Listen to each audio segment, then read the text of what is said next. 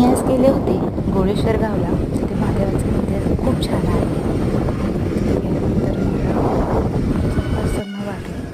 जाताना तिथे कमान दिसलं, तर कमान आपलं गोळेश्वर म्हणून बळीराजाचं जे चिन्ह असतं ते ठेवलं होतं. ते बघून मला खूप आनंद झाला. नंतर पुढे गेल्यावर सगळी महाशिवरात्री असल्यामुळे सगळे लोक त्या गाडीवर निघाले होते.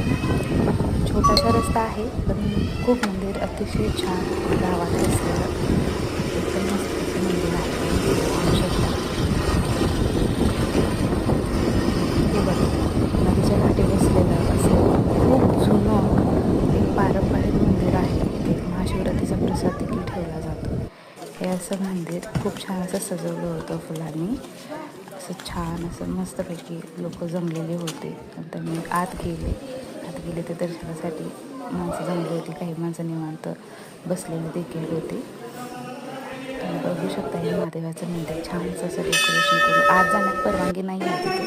पण आत गेल्यानंतर महादेवाची मूर्ती बघितल्यानंतर इतकं प्रसन्न वाटलं. हर हर महादेव, ओम नमो पार्वते, हर हर महादेव असं मनातूनच येत होतं. असं नदीकाठचा परिसर बघून मला खूप आवडला. तुम्ही नक्की गोळेश्वरला जाऊन तिथे व्हिजिट करा. खूप छान असं मंदिर आहे. थँक्यू.